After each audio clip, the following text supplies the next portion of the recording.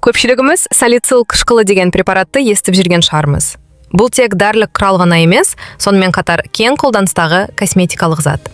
Айтпақшы, бастапқыда салицил қышқылын тал шыбығынан алған, сондықтан ол уақытпен тексерілген табиғи құрал. Бүгін біз салицил қышқылын халық медицинасында қолданудың 15 түрлі тәсілі туралы айтып береміз. Салицил қышқылы несімен пайдалы? Оны қандай аурулар кезінде қолданады? Салицил қышқылын дұрыс қалай пайдалану керек?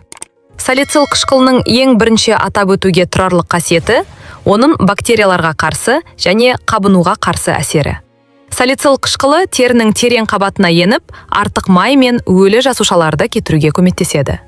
Бұл қасиет оның проблемалы терге арналған қытым құралдарына және безеудің алдын алуға арналған өнімдерге жиі қосылуына себеп болады.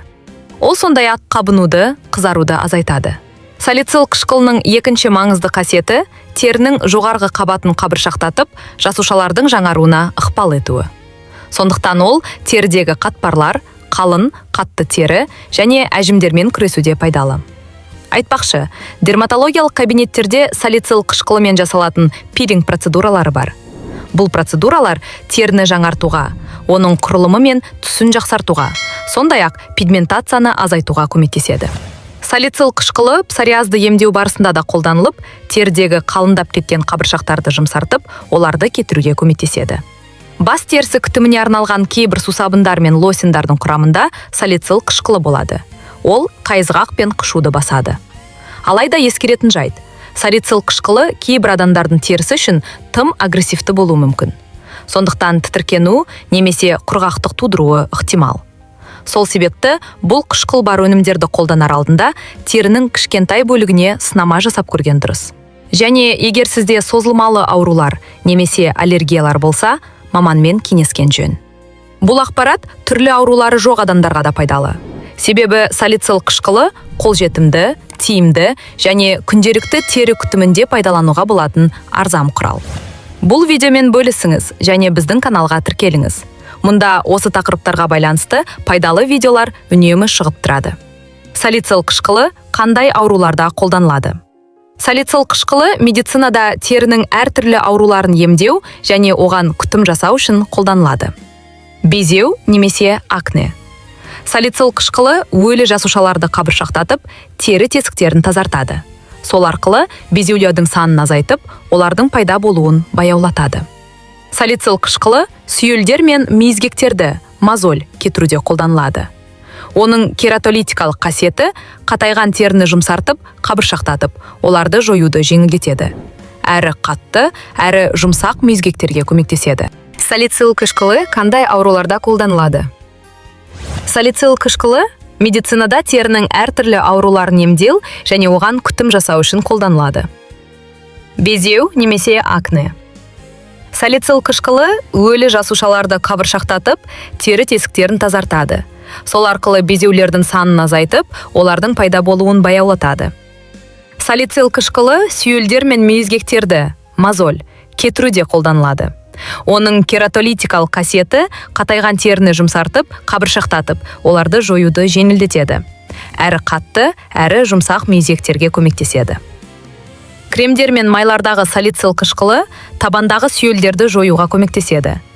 Қышқыл сүйелдердің құрылымын бұзып, оларды біртіндеп жойып жібереді. Терінің шамадан тыс қалыңдауы немесе гиперкератоз кезінде салицил қышқылы теріні жұмсартып, оның қалпына келу процесін тездетуге көмектеседі. Бұл қышқыл антисептикалық майлар мен таңғыштарда да қолданылады. Өйткені ол жаралар мен кесілген жерлердің инфекциялануын алдын алады. Кейбір жағдайларда салицил қышқылы пигментті дақтардың көрінісін азайтуға және гиперпигментация мәселесін шешуге көмектеседі.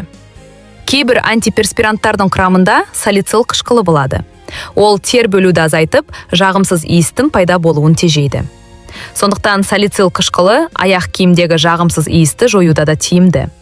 Аяқ киімнің ішкі бетіне аздап қышқыл жағып, оның пол кебуін күтіміз. Салицил қышқылы жәндіктер шаққаннан кейінгі қышуды және қабынуды азайтуға көмектеседі. Егер оны зақымданған теріге жағатын болсаңыз, қышу басылады. Салицил қышқылын сусабынға немесе шашқа арналған кондиционерге қосуға болады. Бұл қайызғақ пен бас терісінің қышуын азайтады. Бірақ мөлшерін асыра қолданбаңыз.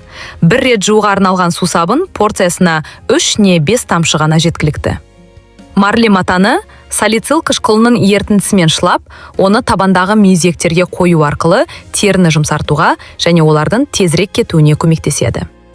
Салицил қышқылының ертіндісін күннен кейін теріні салқындату және ауырсынуды жеңілдету үшін қолдануға болады. Сондай-ақ аздаған мөлшерді бет жууға арналған суға қоссаңыз, тері тесіктерін терең тазартуға және безеулердің алдын алуға болады. Айта кетейік, салицил қышқылы медицинадан бөлек өсімдіктерге күтім жасауда да пайдалы болуы мүмкін. Ол ароид тұқымдас өсімдіктерде оттегі жасушаларының жиналуына, сондай-ақ өсімдіктің әртүрлі бөліктеріндегі температураның жоғарылауына ықпал етеді.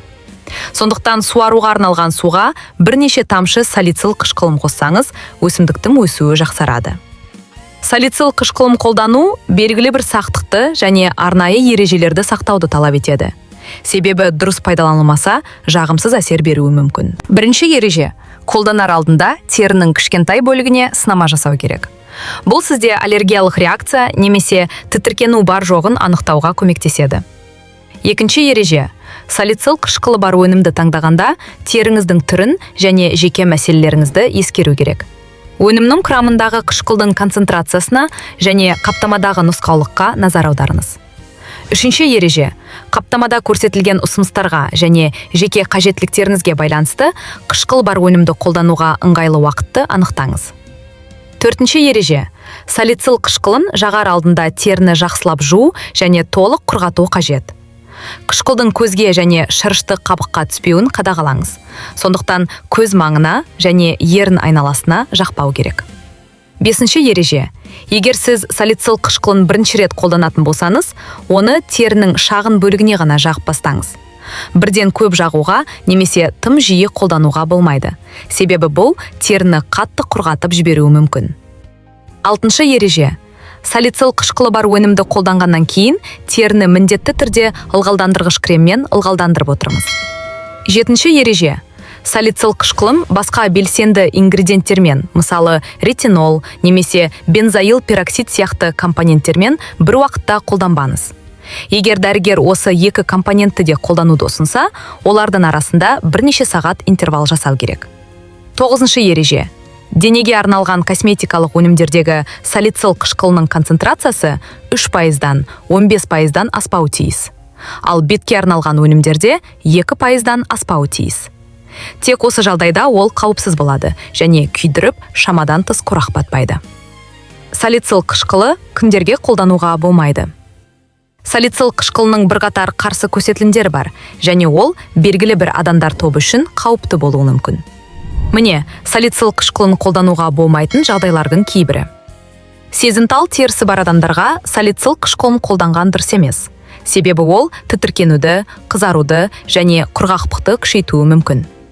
Егер сізде аспиринге немесе басқа салицилаттарға аллергия болса, онда құрамында салицил қышқылы бар өнімдерді қолдануға болмайды. Салицил қышқылын үлкен мөлшерде немесе дененің үлкен аумағына жағу жүктілік және бала емізу кезінде қауіпті болуы мүмкін. Мұндай жағдайда дәрігермен кеңескен жөн. Салицил қышқылы балалардың нәзік терісі үшін тым агрессивті болуы мүмкін. Сондықтан оны балаларға қолданбас бұрын педиатрдың рұқсатын алу қажет. Ашық жараларға, кесілген теріге, сызаттарға немесе зақымданған аймақтарға салицил қышқылын жағуға болмайды. Егер сіз гликоль қышқылы, сүт қышқылы сияқты басқа белсенді қышқылдар қосылған өнімдерді қолдансаңыз, оларды салицил қышқылымен бірге қолдану терінің шамадан тыс тітіркенуіне әкелуі мүмкін. Кейбір дәрілерді қабылдайтын рейно ауруымен, қан айналымы мәселелермен, бауыр немесе бүйрек ауруларымен ауыратын адамдарға салицил қышқылын қолданбас бұрын міндетті түрде дәрігермен кеңесу керек. Сіз салицил қышқылын қандай мақсатта қолданасыз? Осы құрал сіздің ойыңызша қаншалықты тиімді?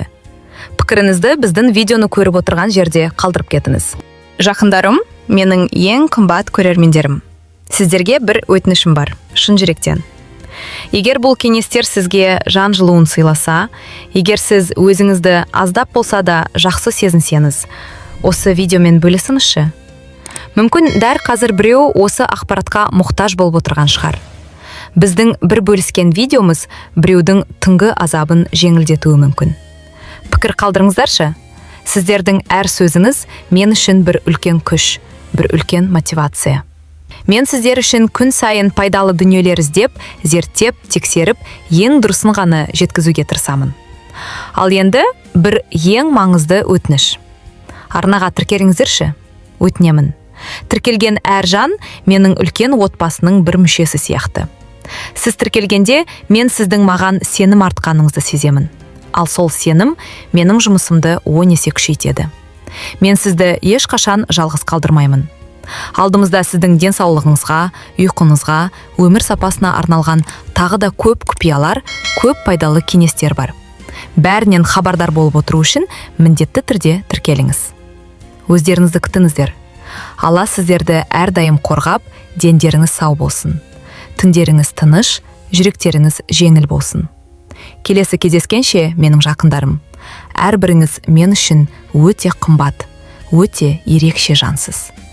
Сіздердің әр қайсыңыздың қолдауыңыз мен үшін үлкен күш, үлкен қуат.